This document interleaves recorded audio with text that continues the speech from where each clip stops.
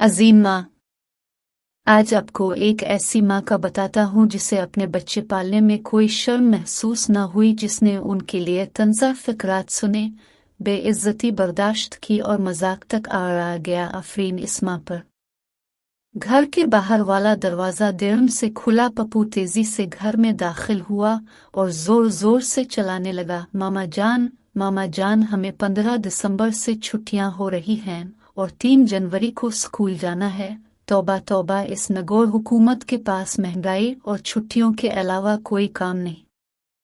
बेटा, पूरी दुनिया में जब ऐसी कोई मुसीबत आए तो सबके आखिर में स्कूल बंद करते हैं। हमारे यहाँ सबसे पहले स्कूल बंद करते हैं। मेरा ख्याल है हुकूमत के पास और कोई काम नहीं मामा जान, उन छुट्टियों में नानी जान के पास चलेंगे, पप्पू ने कहा। नहीं मामा जान, इस बार बड़ी आंटी के पास चलेंगे, साथ खड़े असद ने कहा।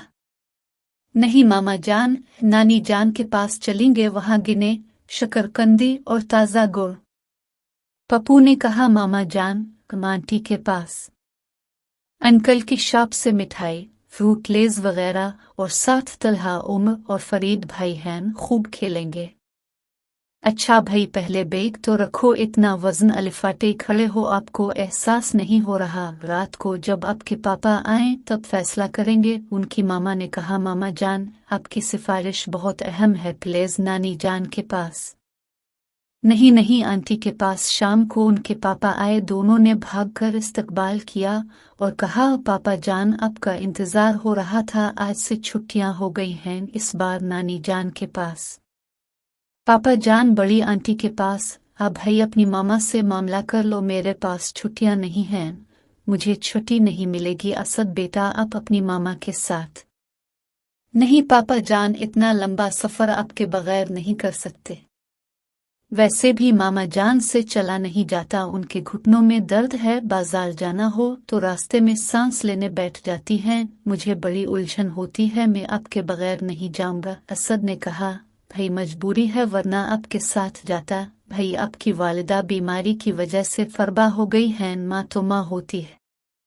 अब सामान अलिफाटे लेना।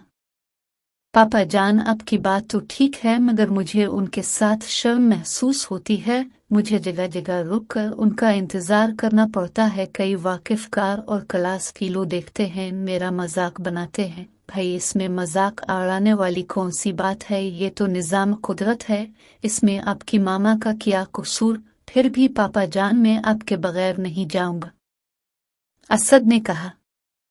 मुझे बहुत अफसोस हुआ, तुम्हें अपनी मामा के साथ शर्म महसूस होती है। आज आपको एक ऐसी माँ का बताता हूँ जिसे अपने बच्चे पालने में कोई शर्म महसूस न हुई, जिसने उनके लिए तंज़ा फ़िक्रात सुने, बेइज्जती बर्दाश्त की और मजाक तक आ गया आफरीन इस माँ पर।